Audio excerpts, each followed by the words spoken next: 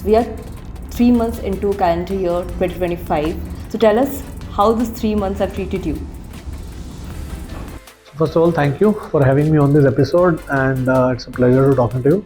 Coming back to this year, yes, I think we are almost end of the first quarter. We run on a calendar year, and I would say we had anticipated well how this year will go, and we are on track when it comes to how the year will go.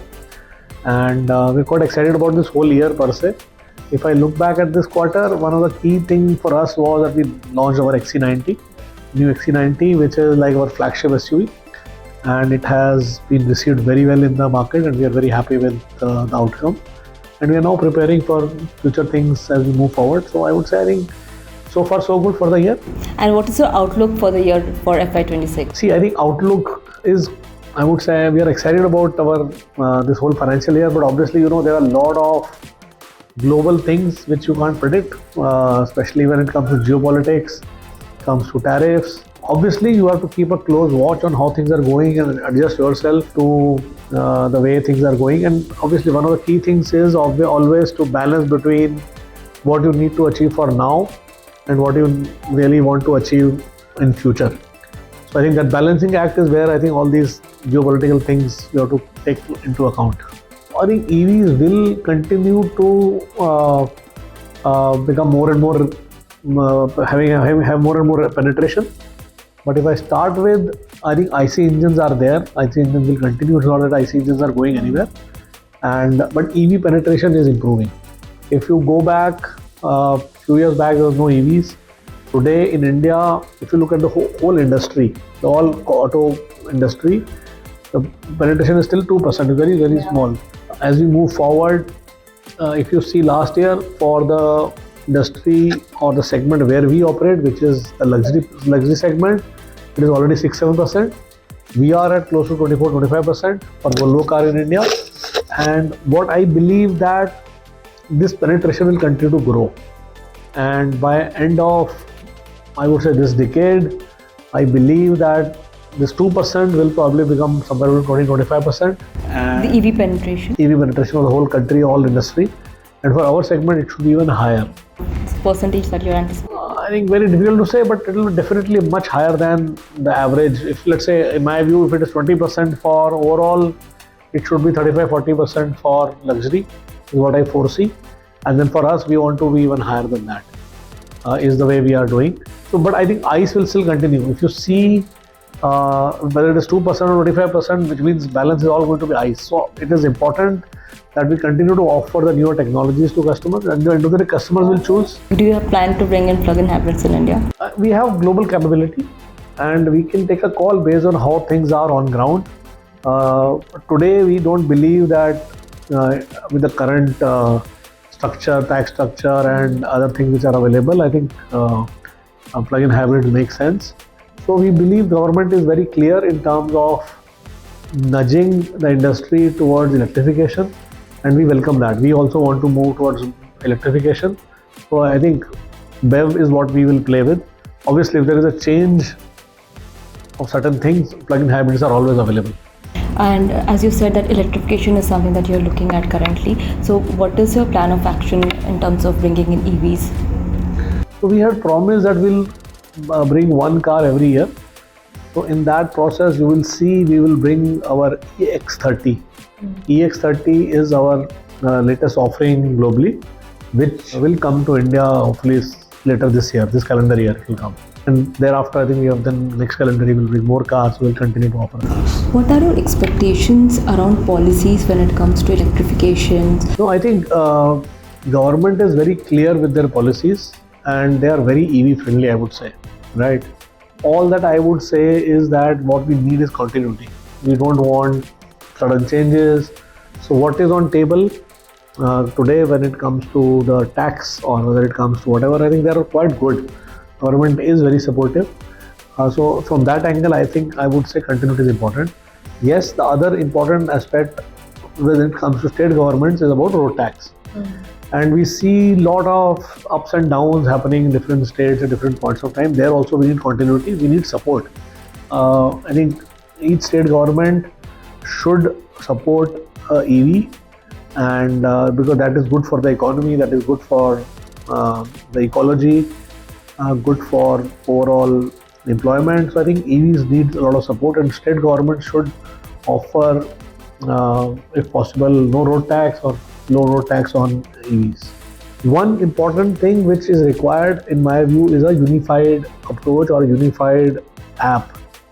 So as a customer, I can get a uniform visibility of where I can get my car charged. Today, you have to go to different apps for different CPOs to find which charger is good. There are some apps, but they are not still, I would say, very reliable. It's good to have one single unified app which can give a visibility. And going forward, that can also have because we have UPI in India, it can also provide a payment gateway through that. Today, I have to have a different wallet for one CPU and a different wallet for, and I can't transfer money from A to B. But we need one single unified solution. And I think with the digitalization that is happening in India, we're talking about digital India. This, I'm sure, is something which government keeps talking about, but I think it should see light of the day quite soon. That sort of coherent message has to go. And there are reasons. I don't say it because we want to sell more EVs. I am saying this because India needs EVs. And why? There are, I would say in my mind, and logically so, three key reasons. We need to cut oil imports, then EVs is a solution. We need to cut pollution in our cities, EV is a solution. And we need to make in India, Atmanirbhar Bharat. EV can play a very, very important role because the world is adopting EVs at a very fast pace. And you will see India has a potential to become a production powerhouse, and EV again make a sense. So if you look from any angle, overall economic reasons, I think it makes really sense that we should promote more and more EVs. Customer education is required. We can do something. As an industry, we should be doing something. Government should do something. So I think educating customers, that this is something which can make this can make a lot of sense for India. And I believe government is very clear. They have a very clear policies which support EVs. Volvo started assembling cars in India from 2017, right? And it's been 7.5 years you have been doing that. So how many units you have actually assembled in India, and going forward, what is your plan to strengthen made in India? See, you are absolutely right. Before 2017, we were doing only CBU cars, we were importing cars. Then we started to assemble here in India. And last year, we crossed 10,000 units milestone, which are produced here in India, which is a combination of ICE and BEV cars. Right, and we have also crossed 1,000 BEVs last year. And our ambition is that whatever car we bring, the EX30 that is coming, we want to assemble here in India and sell. And whatever cars come in future, we want to take the same route. And our ambition is that next 10,000 should happen much faster. Much faster by when? I don't want to put a number, but it should happen much faster. So let them come out, and accordingly we have to then look at how India can be used from that perspective. Right now our focus is on the Indian market. Indian market itself is very high potential, and we want to really maximize India. EVs were introduced under your leadership, right? So when you first decided, this entire strategy of government came in, the push towards electrification came in.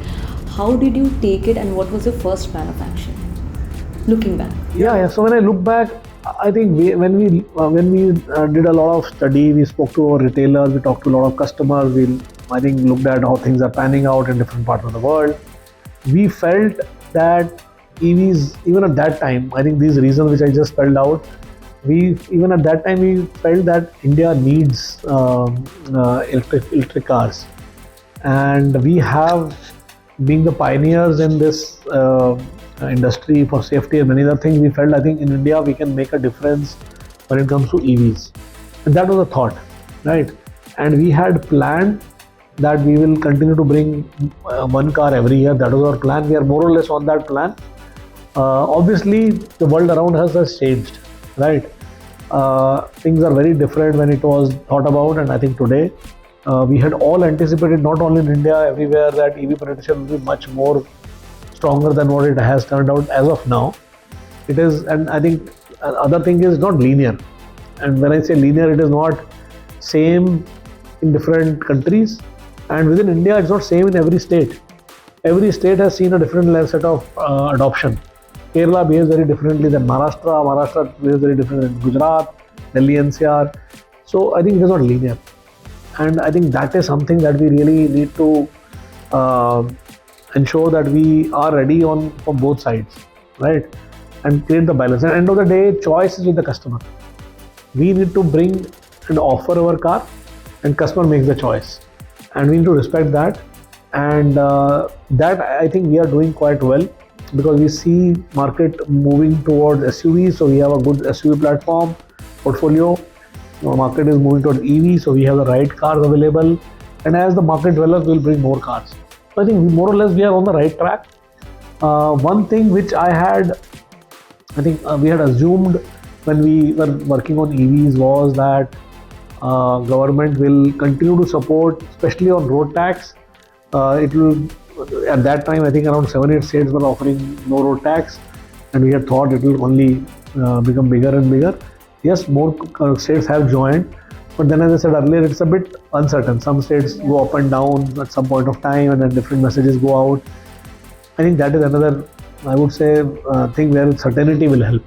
I think customers also need certainty that this is how it will work out. And that one of the challenges that we had foreseen, and this playing out even now, is that when people are going to shift from an IC engine to an EV engine car, or electric car, we knew that it's a big change. It's a change in human habit, right? This IC engine have been in fashion for almost 100 years, and we are all used to driving cars in a certain way and filling them in a certain way. And when an EV comes, it will be a very different set of things. Thank you so much, Jyoti. Thank you for giving us time today. It's lovely talking to you. Thank you. Thank you.